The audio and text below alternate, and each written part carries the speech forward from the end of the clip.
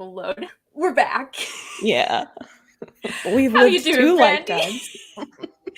For real, though. Oh my gosh. Both of us, for anyone who doesn't know, we both got new jobs. We Oh both my moved. gosh. It's just, so much. But we're in the same time zone now, so that's a plus. Hey. I'm excited. And you see, we already got our peeps back. Bree, what's up? Yes, it's all coming together. Much like these episodes, because they did come together quite nicely. Oh, the segues are already here. Single-handedly maybe my favorite episodes. Really? Yeah. These are single-handedly my least favorite episodes. I know, and I'm so excited. We've been looking ahead to this all time. For 2 whole months, I'm just like, Katie hates those episodes, but I really love them. I took notes. I was like, because I don't know about you, I completely forgot how the desert ends. I'd completely forgotten about the buzzard wasp and anything, and it just, it was like reliving old trauma. I don't know. I just always really like these. I think it's because I really love Wan Shi Tong. And I really like the idea of like the library. And I feel like from this point on, season 2 just doesn't stop. And so this feels like, it feels like the beginning.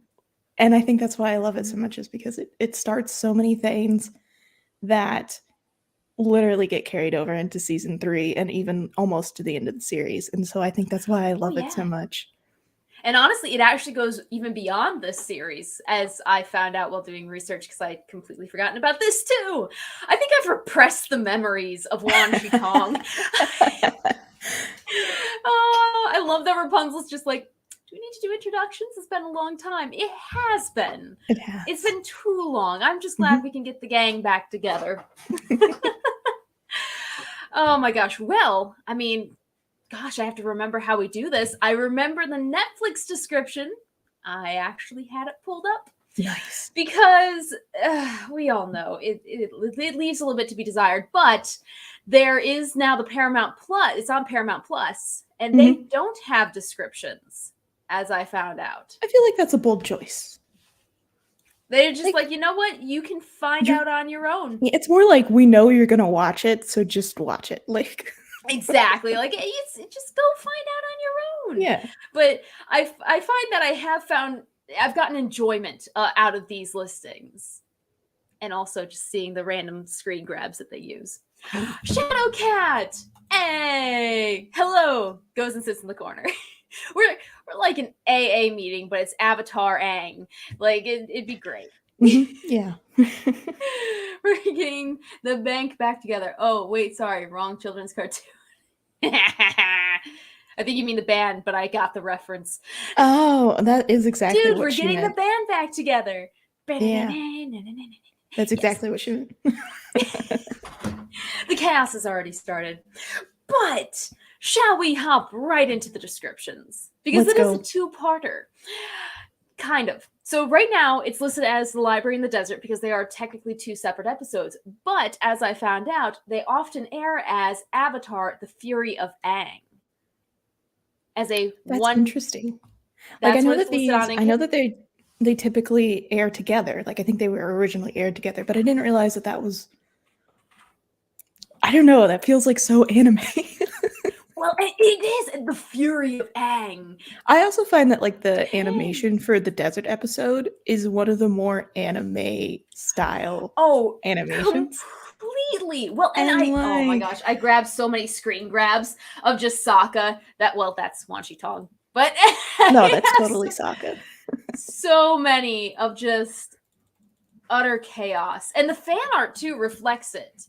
Like, it has so much this episode. I'm trying to keep it all organized, and as y'all know, that doesn't happen. Okay. There we go. I've got it now. Boom. Anime. I never would have thought that was what the still image was going to be. The amazing screen grabs people have gotten from this episode. That one Avatar frame by frame Facebook page. Go-tos. Oh, we got a congrats on the new jobs. Thank you, Rapunzel. Yeah. It's it is. But onto the descriptions. The library, because I couldn't find a description for the Fury of Aang, so we're just gonna have to go with these. The library is a professor leads the kids to a spirit library in the middle of the desert, where Sokka hopes to discover secrets to use against the Fire Nation. Of the descriptions, can you read that one like one more time? I'm sorry. Yeah. My brain just like went on vacation and then I came back and I was like, I don't know, that sounds really similar to what I wrote. Oh no. Well, hey, I mean, maybe you secretly, that's your new job, is you fix the descriptions. I can guarantee you that it's not. I can guarantee you. Well, for the library, it's a professor leads the kids to a spirit library in the middle of the desert, where Sokka hopes to discover secrets to use against the Fire Nation. Yeah, that's very similar. Oh my gosh. Hi. I actually typically, like, I'll write mine and then like I'll go back and I'll look at the Netflix, but I didn't look at it this week. Like I just like wrote it in between doing stuff at work today. And I was like, that's good. And then like, here I am. I'm like, oh my gosh. So do you want me to go ahead and read what I have for the library? Yeah, do it. Okay. So this is what I have for the library. After meeting a professor from Ba Sing Se, the gang searches for a lost library in hopes of finding information about the Fire Nation. Bro! Are you sure your new job isn't at Netflix and you just have an NDA? Bro, I wish. That is so sick. I can't believe it's that similar. Like, I don't think we've ever had one that's so similar. No, we haven't. I can't wait to see like. I think it's because this one has like such a clear direction, especially like the library, and there's not a whole lot of ways to like interpret it. Like that is exactly what they do. The kids decide to go lick some ice in the desert and try to find some magic library or something like that. Yeah. So I'm curious to see what the Netflix description is for the desert. Well, have I got it for you? The desert. Aang searches for Appa while Katara struggles to keep everyone together so they can survive in the vast desert. Yeah, so again, pretty similar. Ooh. So I have Katara keeps the rest of the group together as they try to navigate their way out of the Shiwan desert without Appa. Zuko and Iroh search for friends that don't want to attack them. I feel like Zuko just put it like so perfectly that I was like, well, that just needs to go in the description. Oh, completely. Plus, they're so often forgotten in this arc. I didn't even remember that they were in it. Yeah, I feel like if I'm watching a series that I've never watched before, sometimes I'm more interested in the B story. And so yeah, Zuko is like such an important character in the series that I'm like, I think you kind of have to talk to him about it in the description for people to be like, oh, we get to see Zuko again after like not seeing him a whole episode. Exactly. Of course I'm going to stay up. We get introduced to so many amazing. Oh, I just realized my description titles are in. So that's Feather Boy. Feather Boy. I don't think that's his real name. I'm gonna look up those. Some of these have some interesting namings that I'm starting to regret.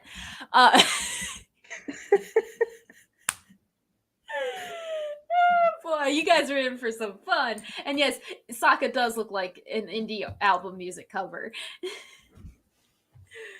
Oh boy. Yeah, I'm trying to find the one I have of Zuko, but no, that's just it. Featherman. Just that. Well, and nope, that one's Odd Couple Bromance. There we go. Feather Boy. There's no bromance happening between them. I'm sorry. No, it's purely platonic. It's I mean, there's fan fiction about it. I did find fan fiction on those two. On what grounds do people see that? I'm confused. Like usually I'm like, okay, yeah, I can see it, but I mean, he's literally sitting on his kind of next to his. Their thighs are touching. They have to be touching in this position. Like, what's actually really funny is that they're both earthbenders, which means that they both could have independently made their own seats. They actively chose to sit on each other's laps. All right. All right. Chirpy! What's up? Spam Featherboy in the chat. Featherboy's special weapon is fire hands. That, and he has the whole like the shing shing. Wah. Yeah, it has like the spike. I think the shink shink is actually perfect. I don't think we needed to. I think we could just leave it at that. It works great. Have we seen Babylon 5 and what's a new job? You never drink water from a cactus. Yes, I haven't seen Babylon 5. It is on the list because I have a new show that I am coming up with potentially that I need to tell Brandi about, and everyone else. It's just been floating in my brain. And the new job, I'm on weekday morning meteorologist on WLNS in Lansing, Michigan, which is my home because Lansing is there and my hometown is there.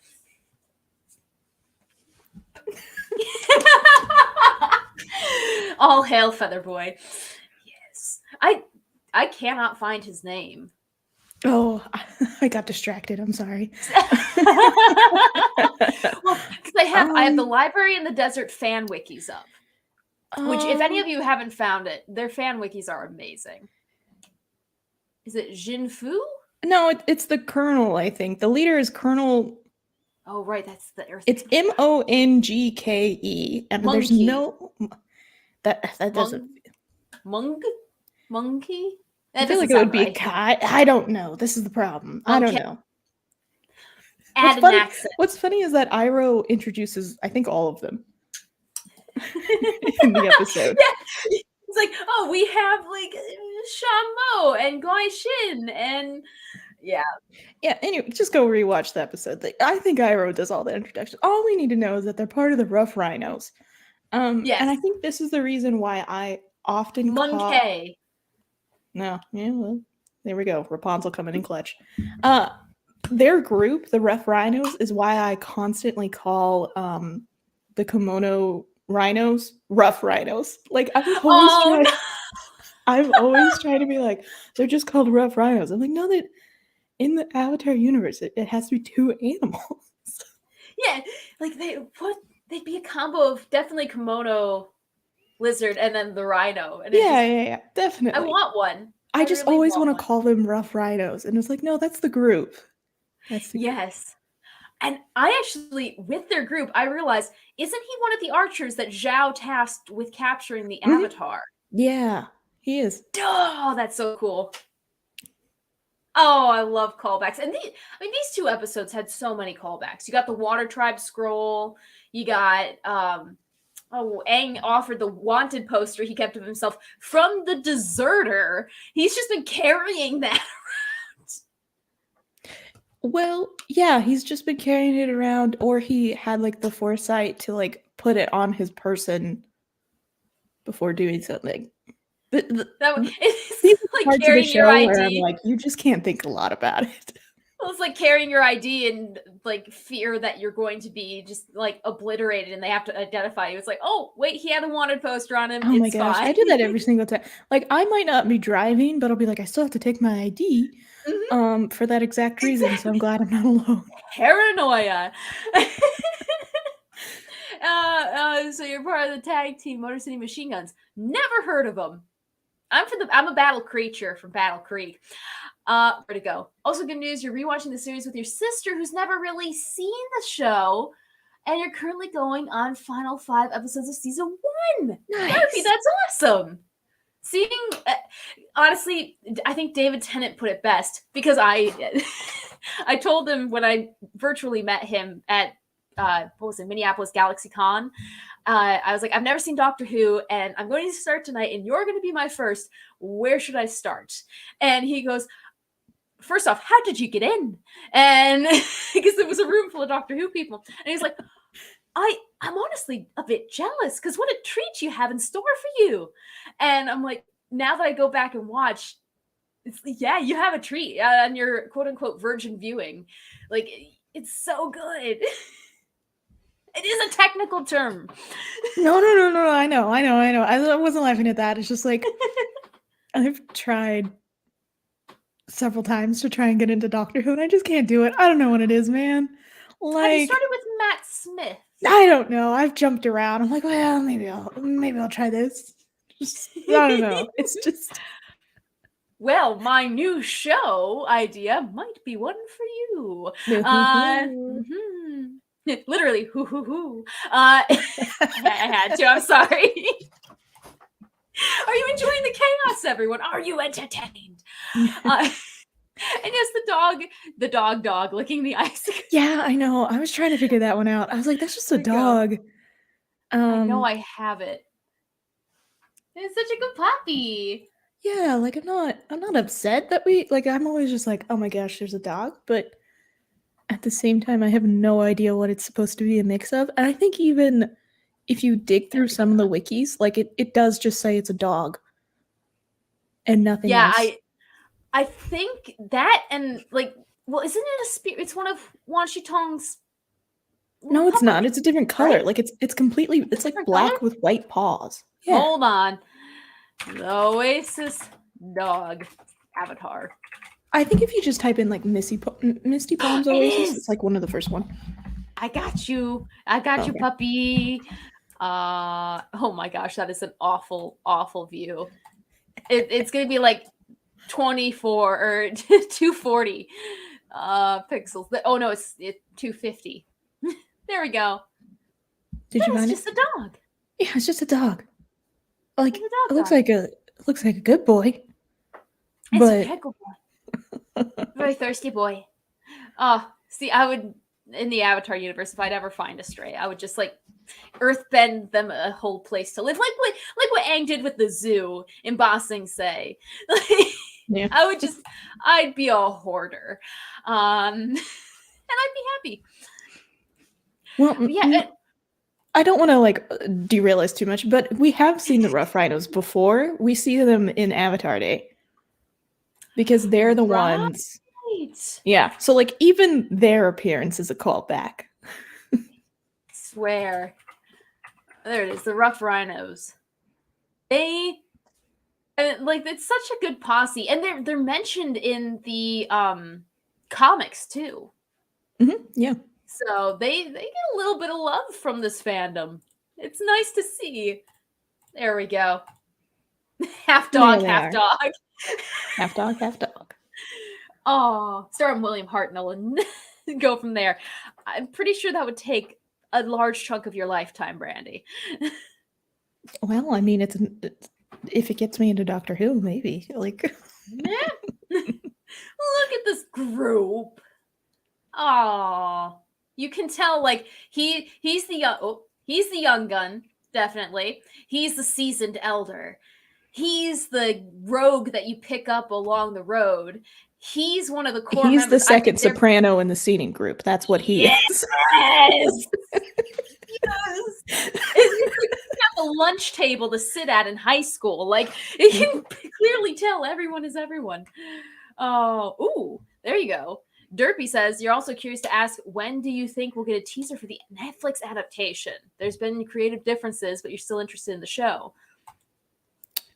Well, I think they just wrapped like a couple of weeks ago, didn't they? Yep, because the kid who plays Aang has started to grow his hair back. Yeah.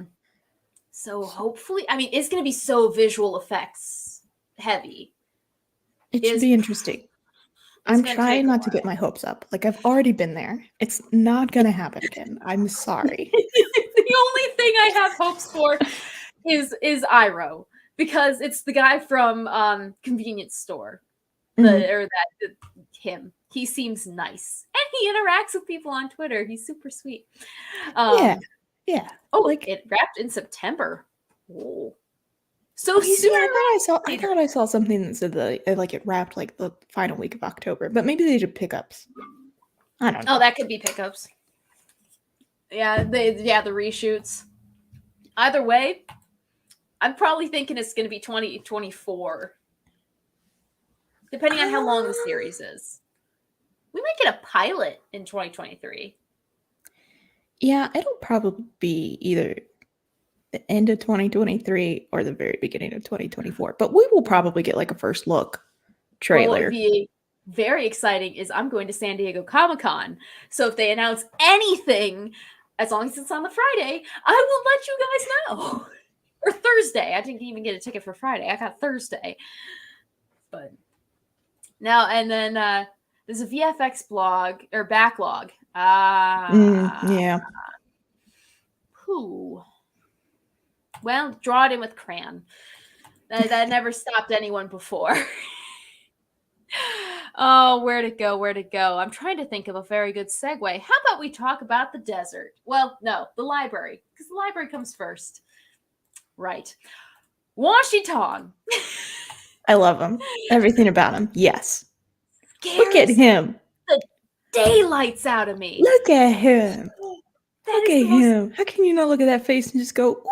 If he was the size of a screech owl, maybe. I don't know. I'm kind of into it. I'm kind of into This man's the size of Brant Hall at Valpo. Like, this thing's 5 stories.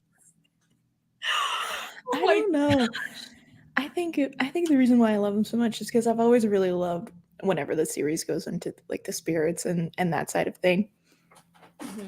And plus, like, I don't know, just like his attitude, I'm kind of into it as well. Like, I don't know, like, yeah, I don't like him so much in Korra because of like what happens.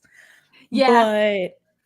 But this one, I'm just kind of like, yeah, like he is very neutral. Like he doesn't care. He's one of the sassiest characters we get. I think that's why I like him so much. Well, and I put it up to who voices him, the Hector. Oh, what's his name? Oh, it's in here. It's because he's in Last Man Standing, and he's also in Princess Diaries. Hector Elizondo. You'll know him if I show him to you. I was about to say, I'm terrible with names. There it is. I should have grabbed his picture before. This so is much him. faster than I. I'm slightly efficient at times. There we go. Him. Oh, okay. Yeah. I guess I didn't realize that that's who voiced. I mean, I kind of like it even more. I'm kind of into it. When I found out it was him, it was slightly. I like the character a little bit better. Oh, what's this? Katie, I please beg of you to show us the featherless owl that Brandi so loves. I mean, I love owls, guys. I love owls. I mean, just look at him. Freaking look at him. Mike, he's looking at you. I know. Oh my gosh, can you imagine? That poor thing lived its whole life, and then when it died, it's like, you know what? I like to think that's that's how it would want to spend the rest of eternity. I really do. Oh gosh. Oh my gosh. I mean, we can stop there. That's okay. I just said that would make it so much more horrifying if Washi Tong looked like that. Oh my gosh. That's what he looks like underneath all those feathers. Oh my gosh. Rapunzel, did you send me that long-necked one? Oh, you did. Oh, mercy. There it is. Oh, I'm not. Rapunzel, you find the greatest things, I have to tell you. Long-necked owl. Yeah, horror movie time. Do it as well. Like, I don't know. Like, it's just an owl. I just that, and then on top of it, that little thing that kept the eyes. That's what makes it worse. Never scroll Google Images Live. Coming from a school teacher, it can go wrong. Oh, that sounds like it comes from experience, friend. No, but I just can't. The thing that made it really interesting for me in this whole episode, other than the voice actor, was that Washi Tong was a hybrid of an owl and a snake because of his neck extension. I was finding out in the wiki, and it's because owls and snakes are two of the smartest creatures in Asian culture. And I think I can find it on the wiki. This one made me laugh out loud. Where'd it go? It was in not Goofs, but Trivia. There it is. Although an owl is a traditional symbol of wisdom and viewed as an animal that may harbor mysteries or secrets, the owl is, in actuality, not a very intelligent bird. Why you gotta put our friend on blast like that? A little bit of shade right there from Wiki. But he's just a glorious, glorious being. Where click. I don't want to vote on there. There we go. Weapons of choice: talons and beak. That's an awful way to go. What more do you need? Really don't. Ooh, owls eat snakes. The snake must have gotten stuck in his throat. I mean, you are what you eat. Yeah. Yeah. He's just a slithery boy. Very spicy, slithery boy. But where'd it go? I think this one shows pretty well. Because we already talked about how, for spoiler alerts, Legend of Korra, Wan Shitong shows up again. And he gets wrecked by Jinora. He really does. Did you see that? I went back and watched it, and she's like, do you know about radio? And he goes, yes, I do. It's a little human in a box that plays musical instruments. She's like, well, actually, it's this electromagnetic blah, blah, blah, blah, blah. And he goes, fine, I was fed wrong information. And he just turns, and you just see this little fox just going, Poor little guy. I wish I could show it, but I'm sure we get taken down for copyright infringement. It's just, go look at it. Just Jinora Spirit Library. It's perfect. Elves are wise until they open their mouths and remove all doubt. And myself and a few others were talking about The Last Airbender. I told a customer about the animated version. Good! Never put someone towards the movie version. Yeah, no. Like, not unless you're like, if you want to have a laugh. Yeah, you want to laugh at their pain. If you need, if you're feeling really, down about yourself, watch that and just know that got produced and had a big budget. Yeah. You can succeed in life if that. Oh, I'm so glad that you have this, because that is the dragon bird in Legends of Korra. That's a statue of the dragon bird from the exact same episode that we were just talking about. Yeah. Oh my gosh. Yeah, I thought that was so cool. I had never really realized that, and I was watching it and I was like, wait a second, that was the dragon bird. And I went down this whole rabbit hole of trying to find it in Korra and stuff like that. And it totally is. So how cool is that? Yeah. I never even realized. I was always more focused on how tiny the gang is and how could they possibly get up to the higher levels. Well, the foxes can just, walk up walls. So and they never explain that, do they? They're spirits. Yeah, true. They could go wherever the heck they want. But I always was fascinated, and I think I have an image of it. It's, again, low resolution, but it's an image nonetheless. What are those gems that are producing they're the same type of stone that's in the catacombs under Ba Sing Se that just produce light. And then we even kind of see this kind of stone in Omashu as well. It's just a rock that produces light or something. Watch it be radium. Just irradiate. That's why Aang glows. Lots of radiation. Was it a phoenix? It was No, so it's called a dragon bird. I think it's a dragon bird. And so it's that little bird that Korra carries around. When her and Jinora are separated in the spirit world. It's the exact same episode that Jinora's in the library. And so that was the dragon bird. So I just thought that was cool. Can't find a good picture of it. There we go. I'm taking the Rapunzel's advice and already screening it. But there you go. Yeah. Baby. Yeah. And then she rides that to the tree that Vatu is trapped in, because it grows up. Yeah, there it is. Pretty. Oh boy. But I thought that was so cool. That is awesome. I love that so much. Continuity. Again, these two episodes are so intertwined with the rest of the series. It's amazing. And his Shadowcat's cat has another leaf. Nice. Yeah. My cat, I think, ate a wasp because she puked no less than 18 times last night.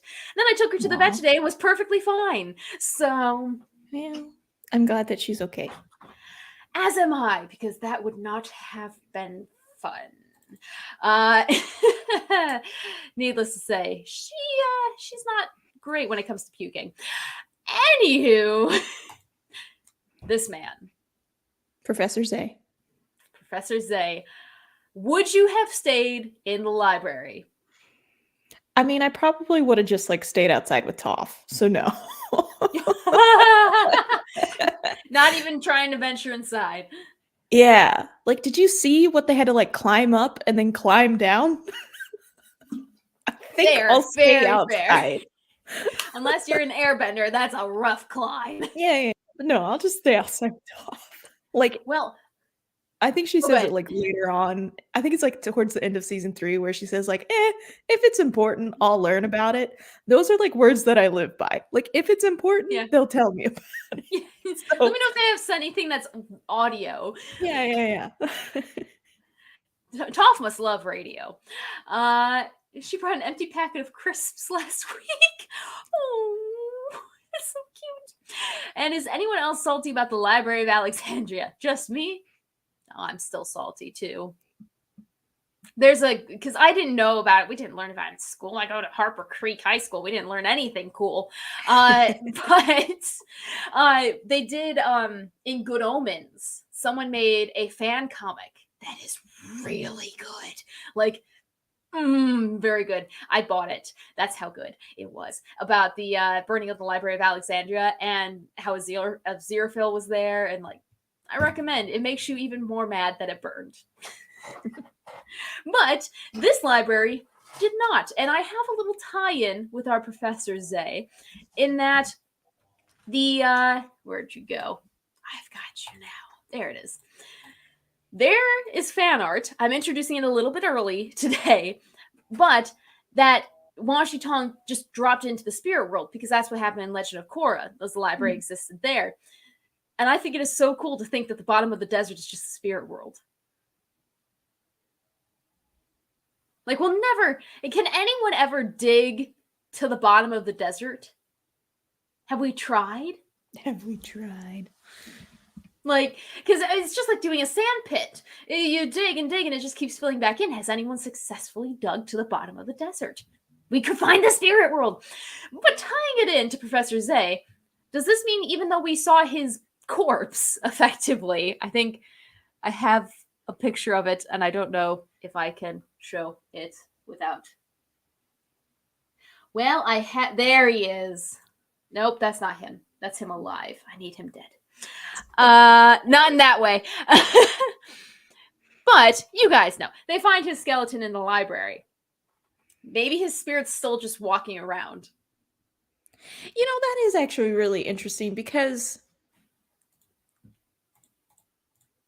so he is very clearly shown dead. There it is. Oh, very, very dead. But then I don't think it's the exact same episode of Korra, but another episode of Korra, we see somebody else who was like taken to the spirit world, and they're just, walking around. Yeah. So exactly. Iroh's there. He's just making tea. Yeah, but like I don't know if like Iroh like physically walked into the spirit world one day. I think like his spirit just kind of like ascended because like even like Korra talks about that and Zuko's like shocked. Which means that like Zuko had to bury Iroh, right? Oh, probably, yeah. Just like, oh yeah, I saw him there. It's like, no, he's buried behind the mango tree in my backyard. What? So yeah, what happened with Professor Zay? That's one of the questions that if I had unpacked my book to ask the creators. That's amazing. Oh well, I will write it on this manila folder. Yeah. Oh my gosh. Yes, Rapunzel says it could be on the Nihilus for shushing Momo and calling him a chatty monkey. That's like one of my favorite lines. What I love about it is that like he says like, oh, like the stories this beast could tell, and then Momo just like pops by and is like, well, I could tell you some stories, and then he's just like, shush, chatty monkey. Which Momo Momo's gotta be like, I'm a lemur. Oh, Momo's like, I will give you the tea. Just, I will give you the tea. Momo did not try to save this man at all. No, Momo was like, get me out of here. Shadowcat's mom wants a flying bison. I mean, I'd want one too. I mean, who doesn't? And yes, that one art piece looks so cool. This episode gave me a lot of really good fan art that I may or may not be putting as my phone background. So, yes, who's in what camp? Do you think he passed on? Do you think he survived? Lost untold knowledge, history date to before the Romans in Greece. Yeah, I wish we still had the library, because could you imagine the stories we could learn? There could be rom-coms dating back to the ancient Greece. I'm here for that. Aren't like the rom-coms just like, the Greek gods? Yeah, that is true. Zeus. Really. What a hound. Yeah. But during this escapade in the library of them running around and trying to do things, we do get our first hint of how could they actually stop the Fire Lord? Mm-hmm. Which this part tickles my brain.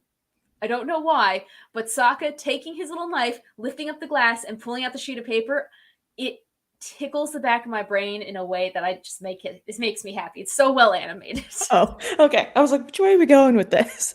No. I get very pleased with theft. No.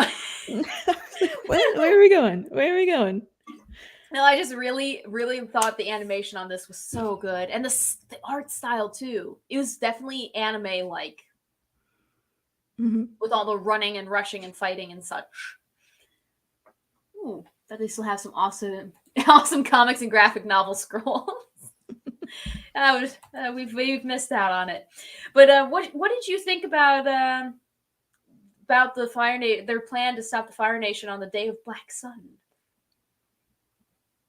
I mean, I think that this is like one of the first times that we even have like this glimmer of hope, because I think up until this point in the series, like, yeah, it's very fun, and I think oftentimes we kind of forget that they're fighting the Fire Nation. Yeah, because they're just out, but like up until this point, we kind of have this idea that Sozin's comet is coming and Aang has to master the 4 elements before that comes, and like they really know nothing about the Fire Nation. They know very little of Ozai. I bet you they don't really even know what he looks like. And stuff like that. So, the only faces to their enemies that they know is Zuko and then Azula. And so if Azula is only half the firebender that Ozai is, I bet you they're freaking out. So yeah, I think that it's very exciting, because you're like, okay, this might be how they win and stuff like that. And it's, I don't know, like I think it's very exciting, but I think that what stops this from being like a major victory is at the moment that they get all this information and they survive, the library being pulled back into the spirit world, they are just immediately have to deal with Appa being taken. And so it's just like, forget that. We have to find Appa. We have to make it out of this desert. There's no way that we'll even be able to attack on the Day of Black Sun. So I think it's a pretty big moment. It definitely is. And I think one of the big things that got me as a kid was the solarium room, or the sundial room. Mm-hmm. And how they actually, I think I saw it on, it was the fandom wiki, that they used the zodiac symbols on the outside, and then they had the dates and stuff. And so they really pulled from culture quite a bit in this episode. Yeah, they did. I'm kind of confused how like it even works, because like their years were marked by like the Chinese zodiacs.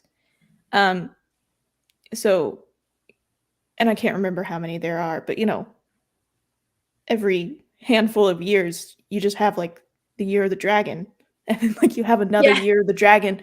So then like how does that thing discern like Yeah, it would only go to a limited number of years. yeah, well like that, and then also does the Day of Black Sun happen on the same, like I don't know, like I'm not smart enough to wrap my brain around this, so I don't even know what I'm trying to ask, but I'm just like, how does this thing even work?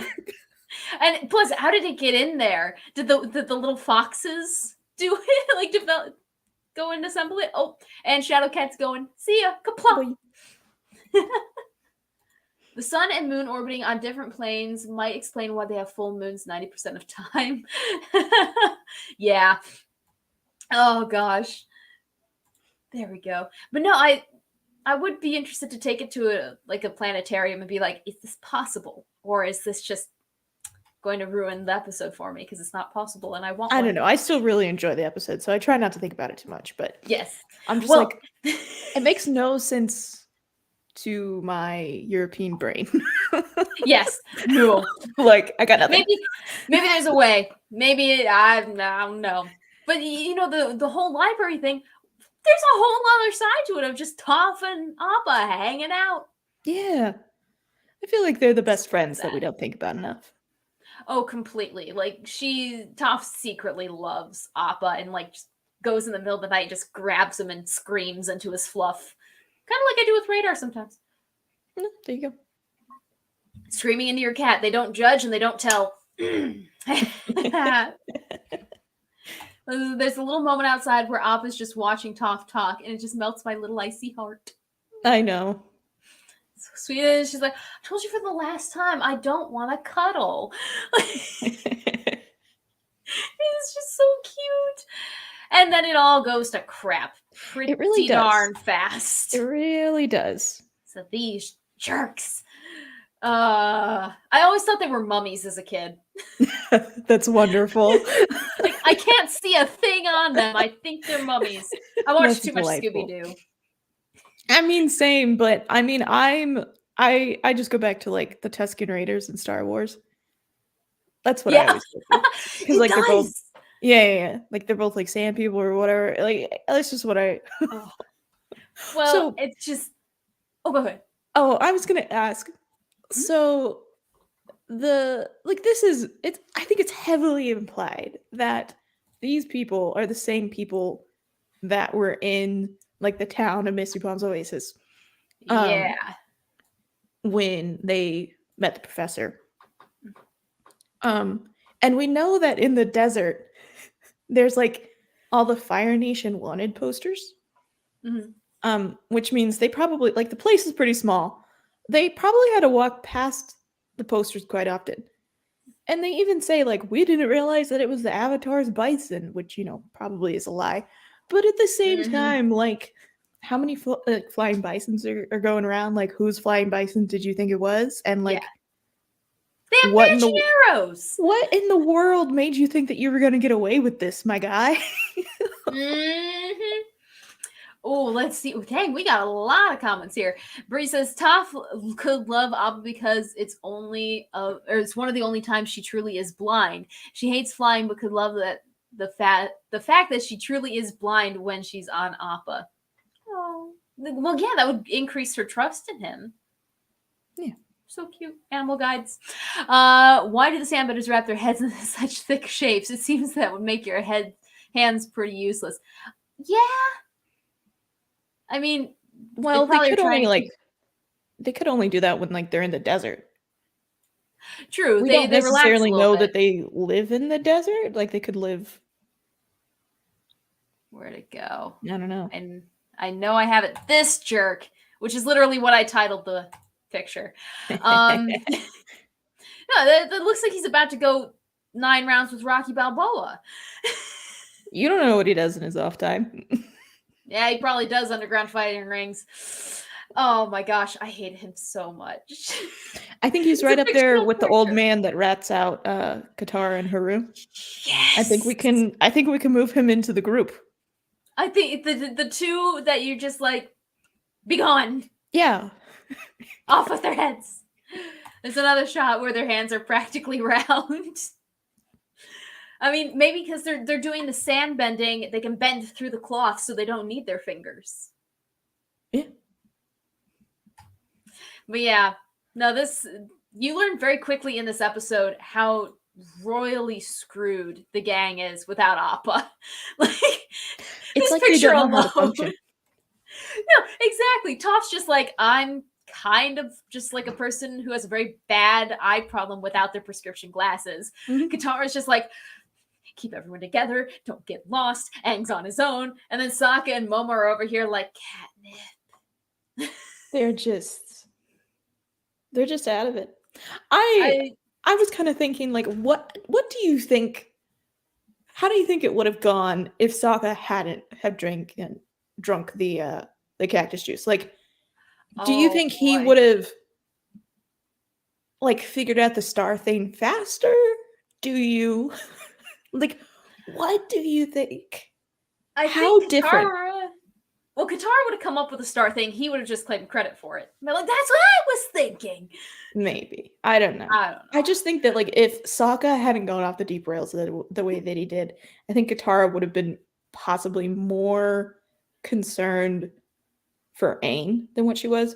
But because Sokka and Momo are just over there seeing things, yeah. Like, oh my gosh. You have no idea. I've seen my cats have that expression. And then, you know, Toph, I think, is dealing with her own emotions of obviously not being able to protect Appa. And then also not being able to see. Down. Yeah, like I think maybe she feels as helpless as what her parents possibly think that she is. Like, this might have been like one of the very first times that she hasn't been able to bend to her level of expertise in quite some time. And so once you take that away from her, like, she's probably like who she might be having an existential crisis over there. And like, girl, same. I mean, if this picture doesn't scream existential crisis, I don't know what does. Yeah.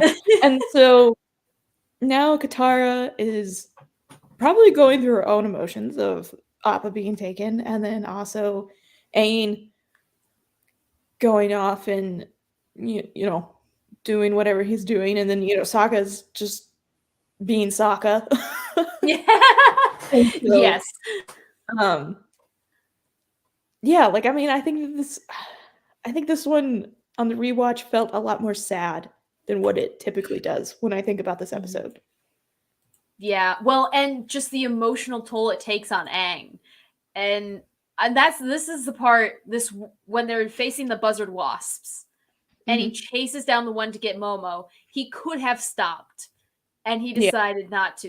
I think this is the one time in the series we see Aang kill. Yeah, I think it is. Because, and I wonder if like he thinks about that and he goes back and is often like, I never want to get to that point again. Because it is so against him. And you couldn't even see it on Momo's face. Like, exactly.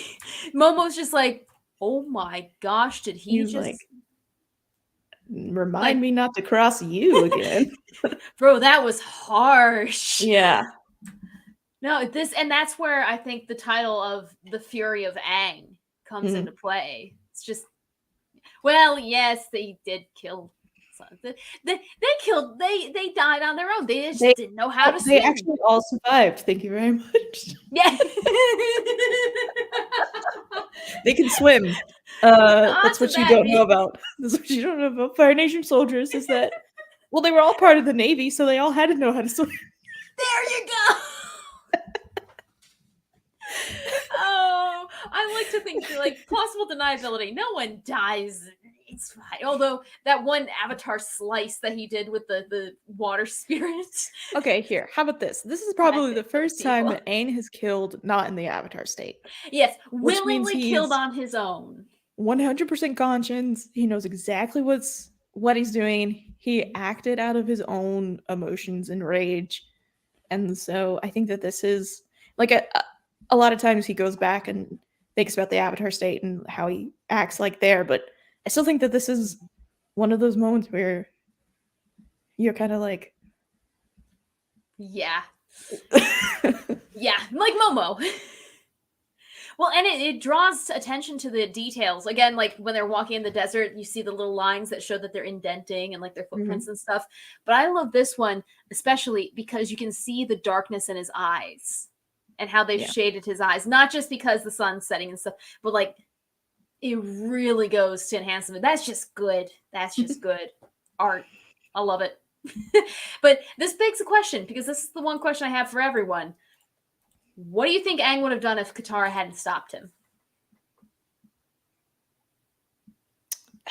I mean, I don't think that there would be very many sand people in the world. Or sand treads. Yeah. I don't know what they're called. I keep on calling them sand people. I don't know if that's right. But like I think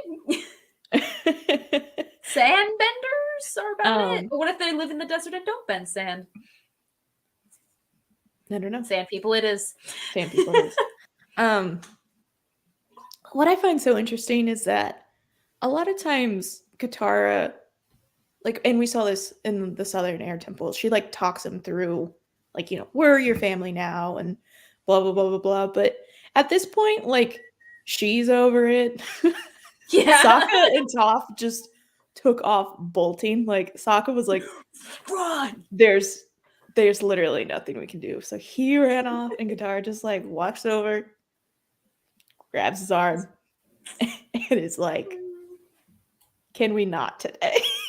Yeah, it has been a very long day. Let's all just stop and take a breather. And honestly, this is one of the hardest parts, because the last time we saw him cry was when he found Monkey Otso. Yeah. It's like, and losing Appa is, I think, bringing up a lot of those same emotions that he felt when he found Monkey Otso's body and everything like that. Like, I think up until this point, especially when he learned that Toph learned from the Badger Moles and how they're like the first Earthbenders, and he's like, oh, you know, maybe you could give me a lesson one day, buddy. Like, he probably feels truly like the last Airbender. Exactly. No, for the past, even when he found out he lost his people, he still had Appa. And like Momo's nice, but Momo wasn't there with him 100 years ago. Yeah. Poor baby. Also, yeah. Rapunzel, everyone comes out of the library sad, dark, angry. This is not realistic compared to my experiences with libraries. Katara has to use all of her mom skills in this episode. She does. She holds it together really well. She does, but I think even when she looks up at Aang when he's in the Avatar state, like she's exhausted. She knows what he's going through. She probably feels about the same way, because like everybody loves Appa. And I think also at the same part, like maybe she's even still thinking about how like they really are one of the last hopes for defeating the Fire Nation, because now they have this information and everything like that. And if they don't get out of this desert, like everything that they've been doing for the past couple of months literally means nothing. And so she's just like, you're gonna have to come back. You can't do this. And I just think that's so powerful that they didn't have her say anything. They just said it all with the lip. Yeah. Exactly. You perfectly. That's a perfect little bow on top. Exactly. No, it's such a sad episode, especially when you just see, as soon as he goes into the Avatar state, she knew it was gonna happen. Yeah, and like she's not afraid. She doesn't run away. She's just like, okay, let's just calm him down. It'll be okay. Just, it's so sad. But I think what's actually really interesting about this episode is, yes, it's so sad, and it is, I think, has a lot of emotion to it, and at the same time, it's like the friendly mushroom line. Yes! Probably one of like the best comedy lines in the whole series. Maybe it's friendly. Friend, giant mushy friend. Oh my gosh, it's a happy mushroom. Which apparently I found it again on the lovely Avatar wikis. There it is. So in their fun facts section, the trivia, I guess it is, although it is a popular myth that cacti store water, which can be extracted to the benefit of thirsty desert travelers, in reality, many cacti are poisonous or contain hallucinogens such as mescaline. As Sokka and Momo discovered, mescaline has properties which induce a psychedelic experience very similar to LSD. The reference of mushrooms was likely also used to allude to psychedelic mushrooms. So they were just high off their mind. Oh yeah, like they were just gone. Well, and this actually, because I went to a math and science high school part of the day in high school, and we did all these special classes, and one of them was forensics, and we did a drug unit, which I got in trouble for, but that's a sidetrack. But I did my presentation on peyote because it's cactus and it's used in native culture to induce visions and such. So I used Avatar in school. I also brought a 1-pound bag of powdered sugar in for a dramatic reenactment. It looked like cocaine. I mean, yeah. The principal stopped me. The principal stopped me. Katie, what you doing there? I was like, it's powdered sugar. Taste. Go ahead. Yeah, and as he was walking away, or they were walking away, they were shaking their head and going, Nicolau. Yeah. Oh no, Mr. Perry totally knew. He was like, that's just Katie. That class was off the rails. The professor had a falcon that he caught on the side of the road, named it Archimus, kept it in the broom closet in the back of the school when he trained it to be falconer. And then he ran into power lines and exploded, and he had to take bereavement days. Like, it was a violent whiplash. That story had a lot of layers to it. Yeah. I didn't think that we were gonna go from like a falcon found on the side of the road kept in a broom closet to exploded by power lines and had to take bereavement days. It was so bad. It was utter chaos. We also poured hot wax into apple bites to get teeth. We just played with our teeth. It's very fun. So peyote and cacti. Yeah. I think we pretty much cover it all. She talks down Aang and they get out of the desert. Is there something I wanted to go back to the library for a hot second. Yes. Let me find all the photos I have. So the library. They meet Wan Xingtong, and he's just like, give me information, and you guys can like stay around. And he almost kicks him out because he's like, you humans all just want one thing, which is knowledge to hurt other humans. Booty. Oh. And so they get by, and what I love is that like he flies away, and Sokka's just like, I guess the last thing Wan Xingtong says to Sokka is like, you're not very bright, and Sokka's just like, bright enough to fool you. And I'm like, bro, can you say that any quieter? I know. Like, dude, bro. He's an owl. He hunts with his ears. I know. But another thing that I find interesting is that like the foxes that like and get all this information, I feel like they're like the poster child of we don't agree with our boss and we kind of hate him, but we need this job.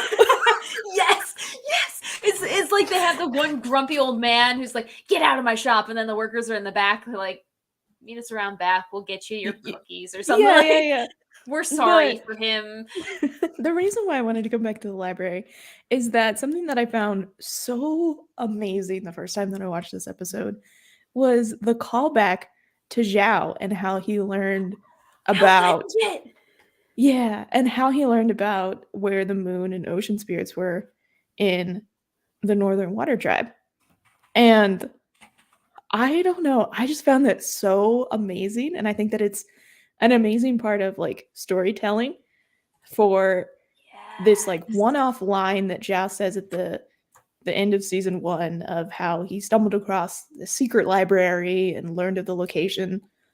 And then we learn that one of the last humans in this library was Zhao. And he burned down the entire section of the Fire Nation information because he was like, nope. This has me questioning how the heck did Zhao get out of there if Wan Shitong, like Wan Shitong would probably try to fight for the library. How did he escape? I don't really know.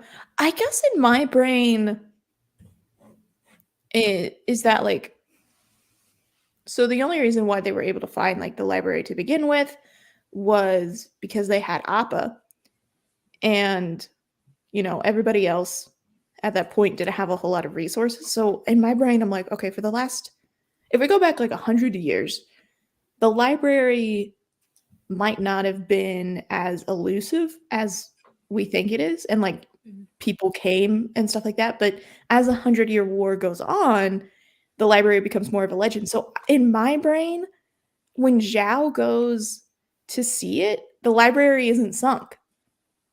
Yeah. Like, it's just there. And then the reason why he sinks it is because of what Zhao did. Why he didn't like completely leave, who knows?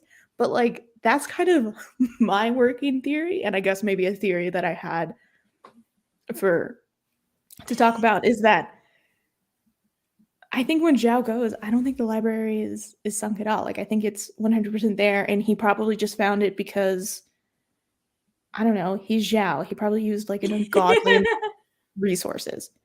Oh, completely. And I like Bree's description here. Zhao drugged him. Only theory you can come up with. Trank darts, man. No. He just brought in some cactus juice. Yeah, he was like, maybe. My buddy. He brought in a 6-pack. That's what he offered to get into entrance into the library. Was, you want some? It's the quenchiest.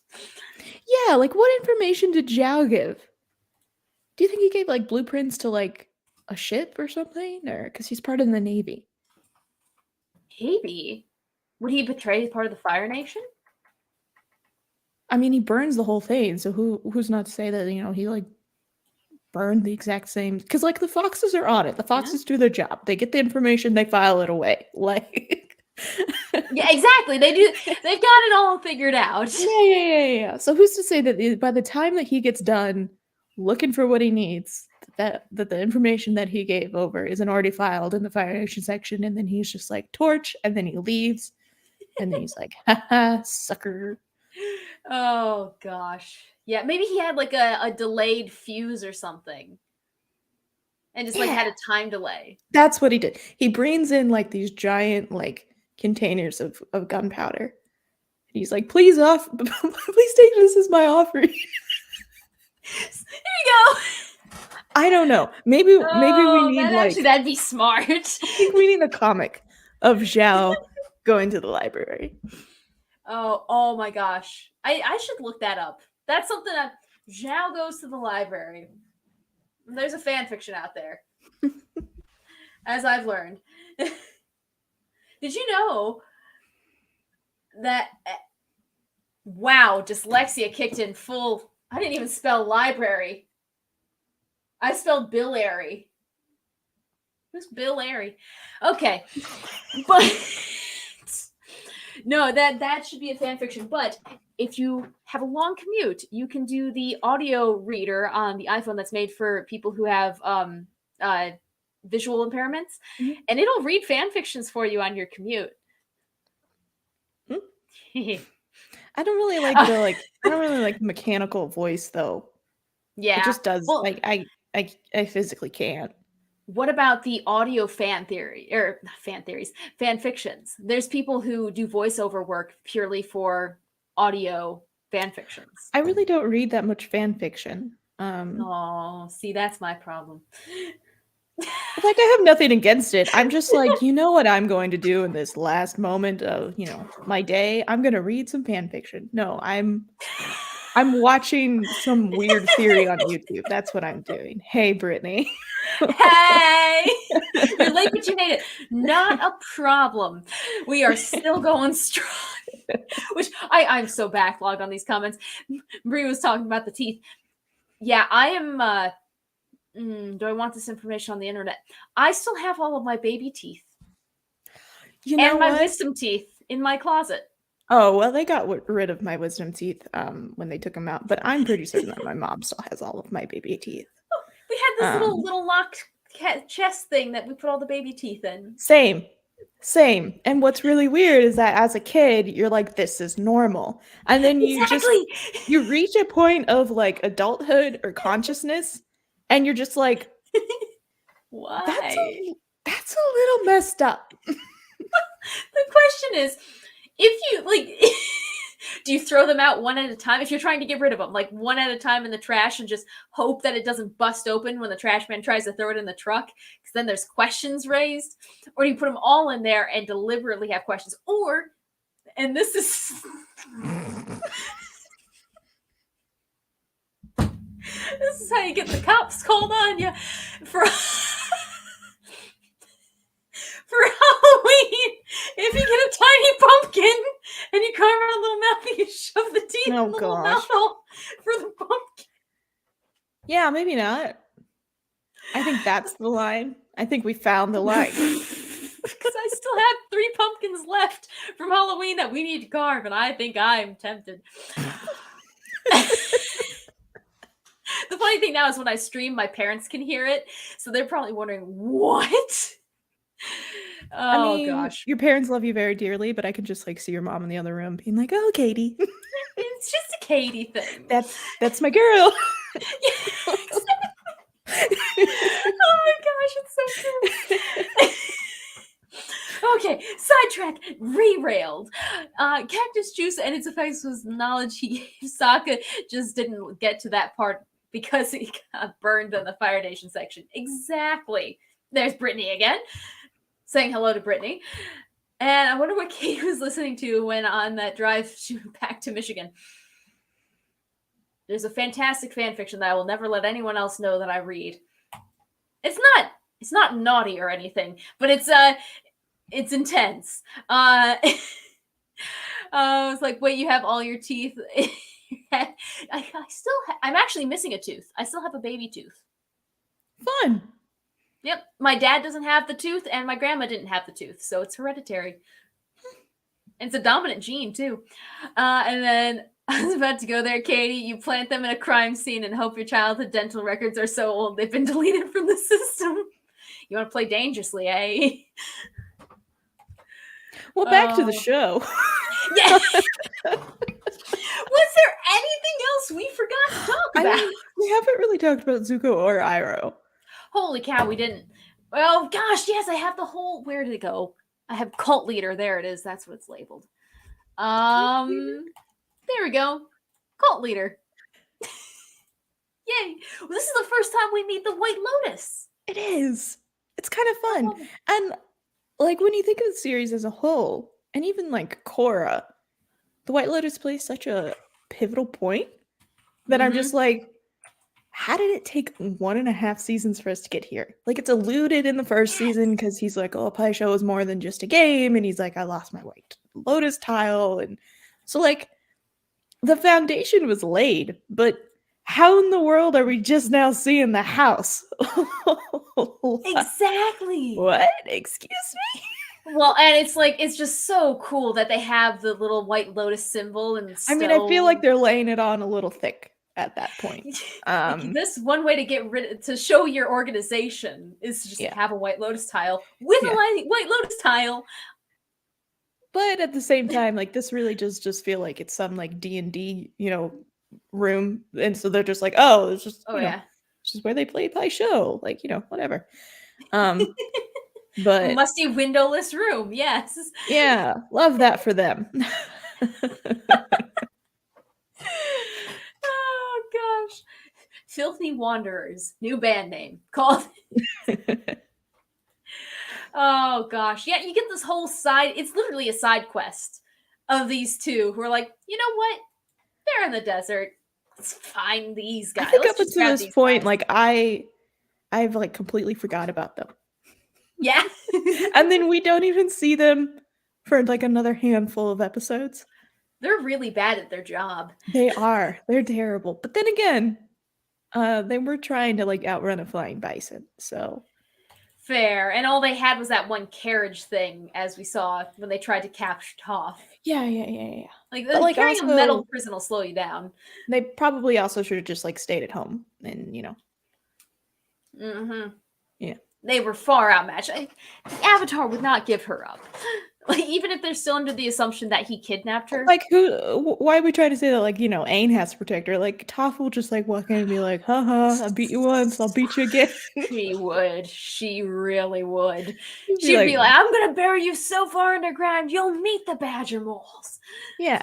I love it. Now, what do you think they did after the series ended? Well, my question is, how do they get out of the thing that Toph traps them in? Like, who saves the them? bathroom? Yeah. Maybe it's a bad time to tell you I have to go to the bathroom. Gosh, maybe they just die and Toph just like killed these two. I doubt slow, it. Painful death. I doubt it, but at the same time, nobody else knows how to metal bend. I'm gonna add that to the list. Like, nobody else knows how to do it. And, like, she's, like, squishes it to where I don't think it'll ever open again. No. So, I don't really know. Like, I kind of think about that often, especially when I rewatch that episode where they get trapped in the thing, and I'm just like, how did they get out? Well, now, there we go. What do they do? Hey, Time Prophet, what's up? Good to see you. Brittany says, that they both had a life-exchanging moment together in that box. This guy was probably calm, cool, and collected. He was probably freaking the heck out. Oh, yeah. Like, the second guy probably doesn't... I can't even remember their names, but, like, there's only one of them walking out, and it's the guy that doesn't have any sleeves. Yep. Well, yeah. You would have to find... Honestly, at that point, you'd hope you find a firebender who can produce a fire enough to weld metal. And just, like... Yeah. Oh, this is what happens. Azula and Zuko let him out on their way back to the fire station.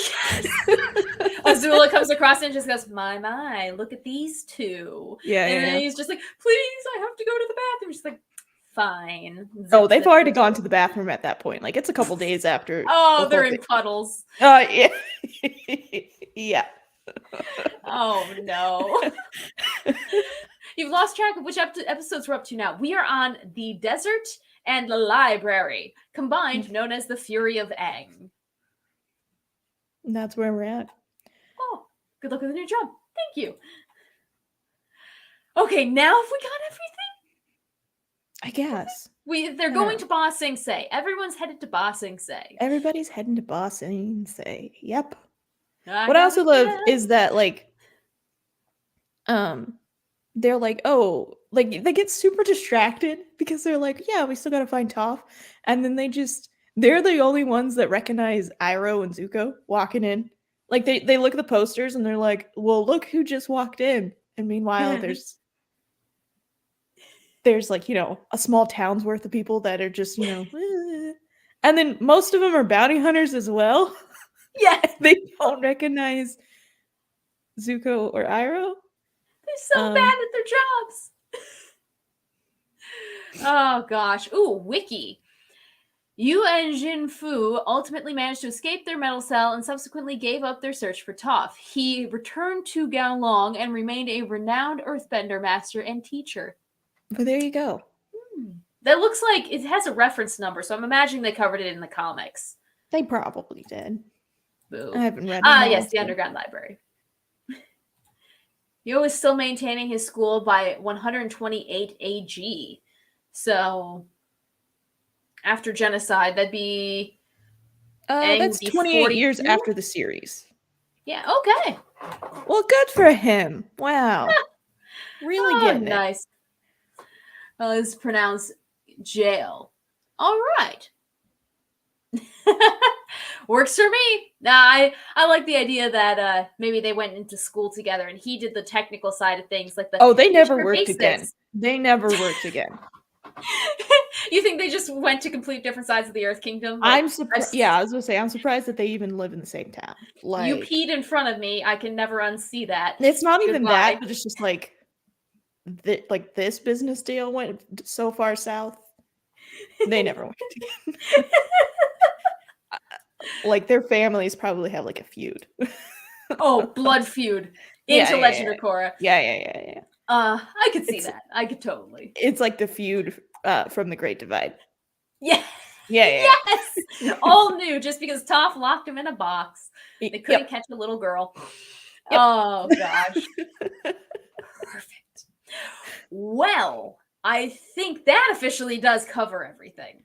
That was a lot in two episodes to cover in less than 2 hours. So I'm proud of us. Look at that. But we still have fan theories. Are there any available? We do. So they're gonna be pretty quick. Because I could not find much of anything. I gotta get back into the swing of things. Oh. I mean, they covered it pretty well in this episode. They explored a lot of things. Yeah, so I just have some like thoughts. And so the first one is that the way that Professor Zay reacts to seeing Aang in the first time, he's like, "Oh, you're a living relic," and then he just like goes into asking him all these questions. He's not like surprised to see him in the least bit. He's just like asking him these questions and stuff like that. And so my question is, do you think Professor Zay has seen another airbender? Because he's just like, "You're a living relic. Tell me, what was the agriculture expert of your people, and what temple do you hail from?" And he's just like, I get that Professor Zay is like kind of zany, and that's how they got his name. He's an intellectual. Zay. So his people skills probably aren't the best. Like, I mean, sane. Yeah, I feel that. Yeah. Do you think that he's seen one before? In his travels, probably he's found something similar to an airbender. So then it's connected to the overarching theory that Aang isn't the last airbender. Or he wasn't the only one to survive the genocide. But there are, descendants of the airbenders who lose their ability to bend and everything like that. And so Zay has just seen them, and then he probably, because he's just so, he doesn't think that it's the Avatar. He's not like, "Oh my gosh, it's been 100 years since we've seen an air nomad."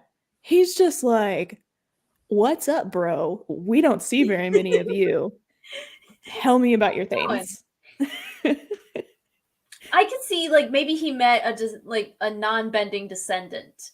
See, there's non-benders in all cultures. Like, maybe they were on a mission trip and they came back and, "Oh, everyone's dead. Well, I'm just going to live in the foothills here and try to carry on my life." I don't know. I definitely think he's encountered someone, yeah. I just found it so interesting that he just doesn't react at all. And so I'm sure it's just because he's who he is and everything like that, but I found his reaction to be kind of cool. Love Brandi's new green screen. I don't have a green screen. The wall? Yeah, that thing. Because Brandi's wearing green, she may be able to chroma key out the wall as long as her face doesn't disappear. Ooh. I mean, but it's just a wall, buddy. It's a good shirt though. It's a quality cat shirt. Or not a cat shirt, it's a person shirt. Why did I say cat shirt? Because you're thinking Ninja Turtles. It is a Ninja Turtle. I didn't know what you were trying to get to. I was just like, I'm gonna let her have her moment. And that's why we're friends.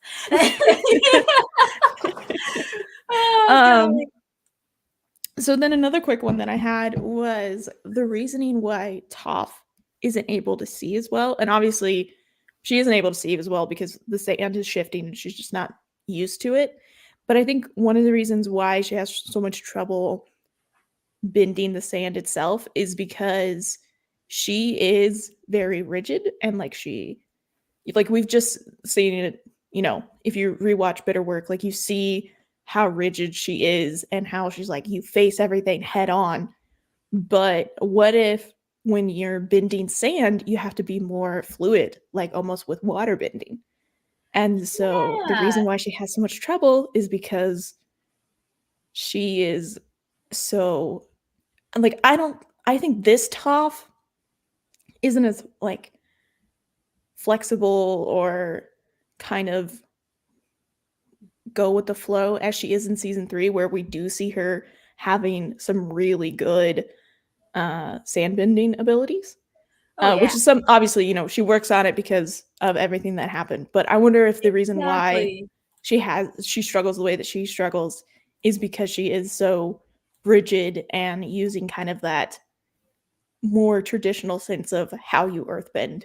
Whereas like the sand people may take on and adopt a little more things of the water tribe.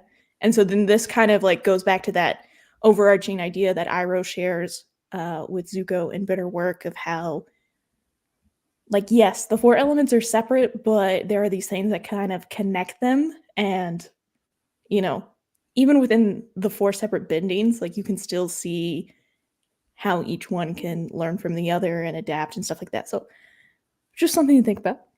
I Not so much a like that. theory.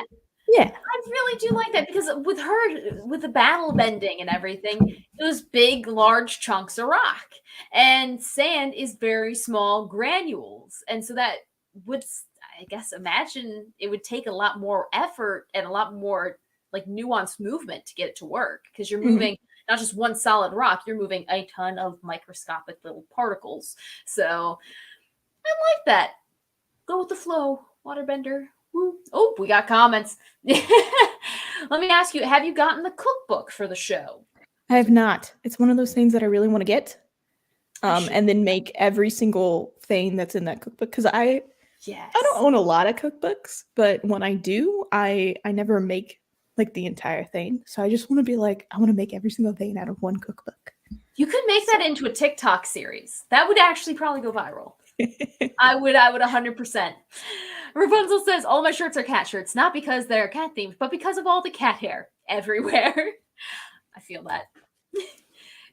You were considering buying the cookbook based on the show that came out. Just wondering if you got it or have seen it. I've heard good things, so For some of the recipes, I think would be very interesting, and some of them yeah. seem very out there. And I'm just Cabbage and tea recipes. Yeah. No, you would have to have like a good tea recipe or like tea cookies or something. That's what we should do, an episode review of the cookbook. I should reach out to them and be like, hey, we have a podcast/stream and we have like 5 religious viewers. Okay, and you That's send all us we need. That's all we need. Okay? The best cults are the smallest. Yes, we are truly. We can fly under the radar. Nobody will see us coming. We could literally do whatever we want. I could disable the radar if we need.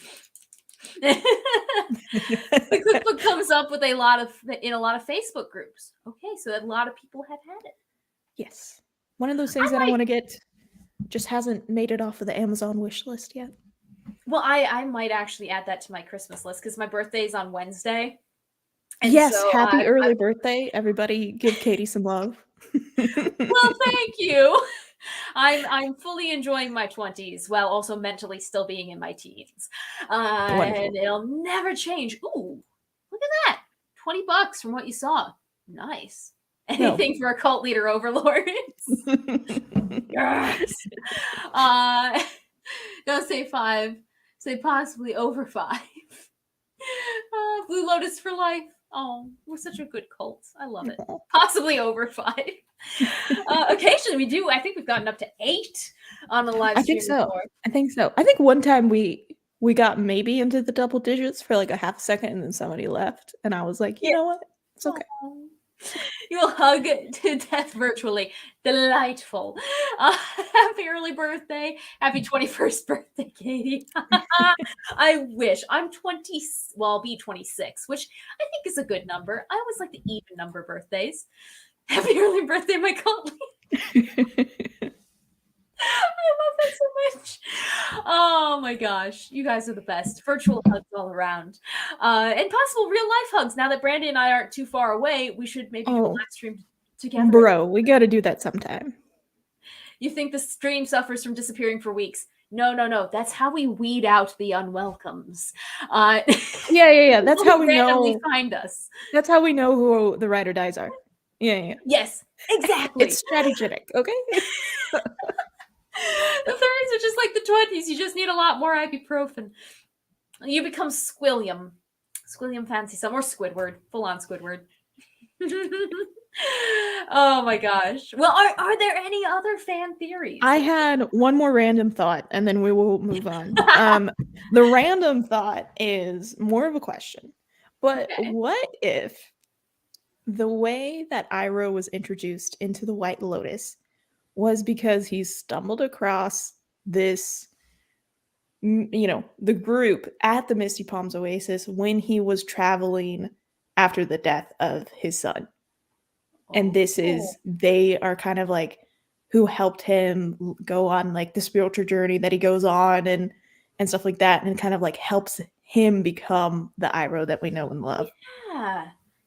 And then that is possibly why he knew to come to the Misty Palm Oasis and be like, these are some friends that don't want to attack me. Yeah.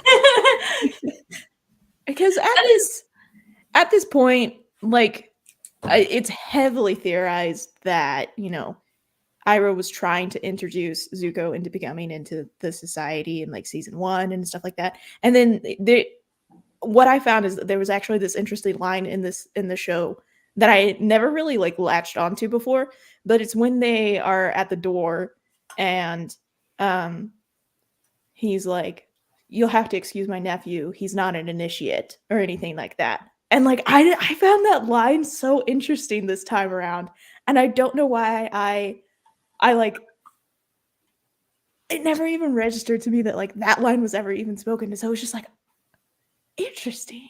Like, I don't know, I found it kind of cool. And then like, Zuko is just like, uncle is being uncle, and this is a waste of time, and whatever. But yeah, I wonder if this is where Iroh's journey after the siege of Ba Sing Se kind of like began, and like, well, it makes sense. Yeah. Nearby. So, yeah. I like that theory. And so does Rapunzel. The blue people Avatar and the fan base are banned from Ba Sing Se. Yes. Oh, we're about to get into the real creepy stuff with Ba Sing Se. I can't wait. I can't wait. Gosh, like, you guys know how much I love Wan Qing Don, but I also really love Lan Fei for like the villain that he is. I love a good villain. Slick villain. Yeah, and like, like there's like, obviously there's redeeming qualities in Zuko, and then there's very little redeeming qualities in Azula, but like you still just love her. She's I feel like mentally ill. Yeah, like, I feel like Lan Fei is just like, you're a terrible villain. Like, you're just a terrible human being, and that's what makes you a great villain, and that's what I really like about you. And I don't know, I really love the whole like conspiracy thing, and I can't wait, guys. I can't wait. Oh my gosh. Before we switch, I gotta double check and make sure I didn't miss anything on Twitter. Okay, we're good. Okay. Didn't want to miss any special things or tweets.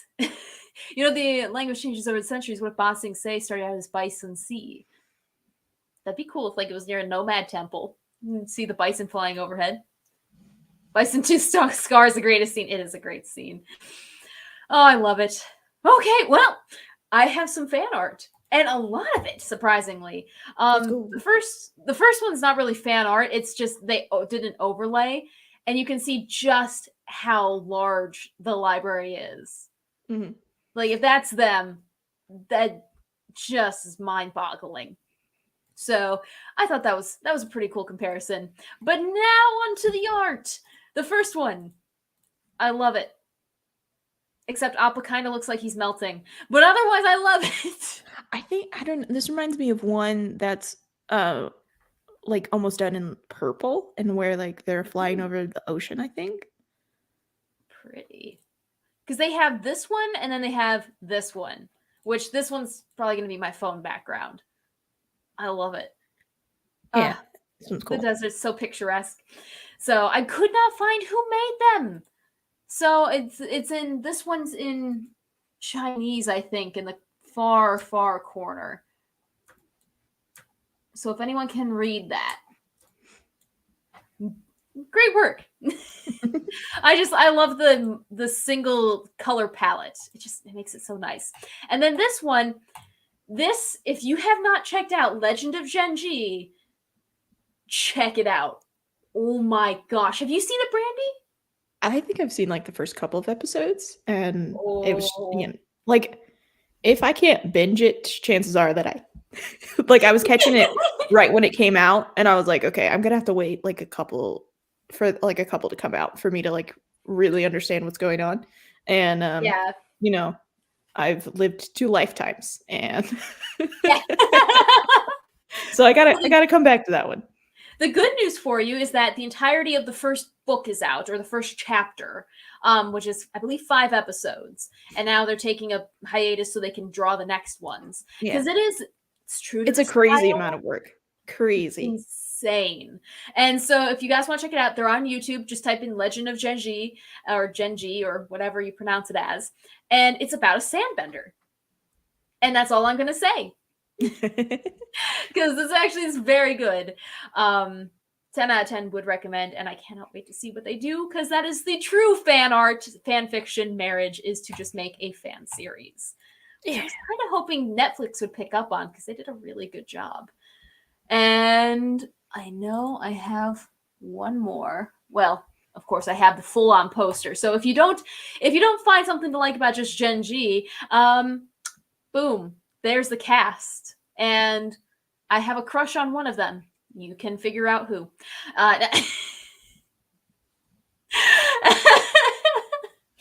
Let's see. They've been releasing the anime Kyoshi episodes too. Ooh. I need to find out where to do that. So that would be awesome. So if he's a sandbender, he would be an earthbender then. Yeah. Like the swamp benders. Just kind of born in a different sect.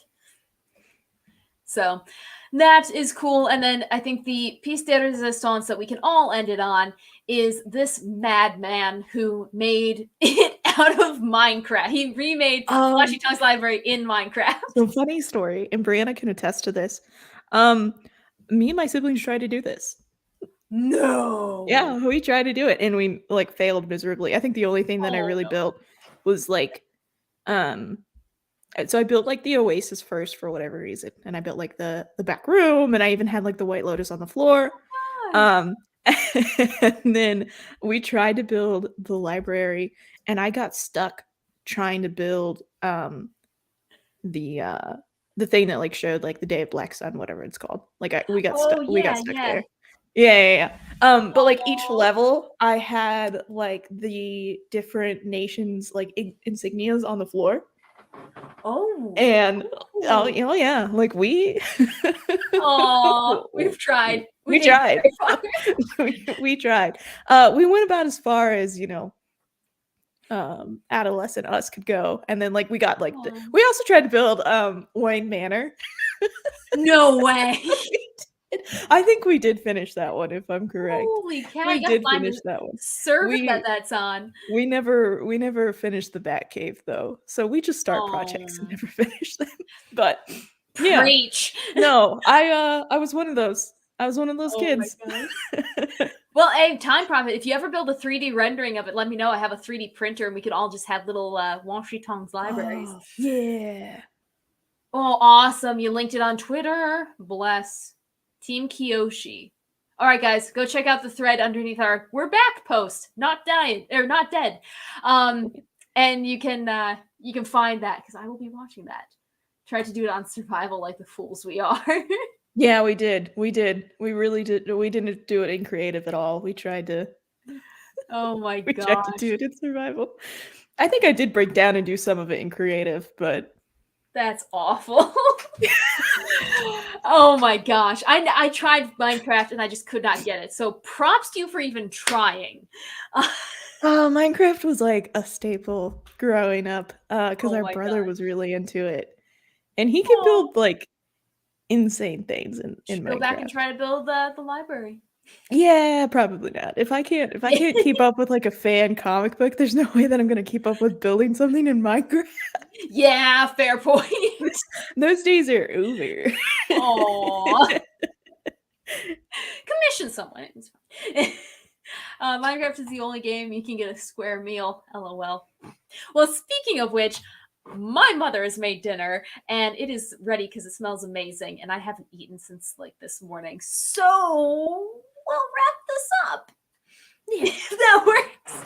Oh gosh, Brandi, this has just been so nice to be back with you and with Brittany and Bree and Time Prophet. And we had Shadowcat and we've had Rapunzel and Derpy 501st and just anyone who's popped on. Because at one point we got up to like 8, I think it was. So Nice. someone was stalking us and not commenting. Nice. But either way, That's okay. and yes, we'll try to be back sometime. No promises, because when we make promises, we miss them. We completely do. So if we don't set a date, then it could be weekly. Who knows? Yeah, we'll see. Oh, golly. Well, thank you guys for being here, and we will see you again, ? Bye, everyone.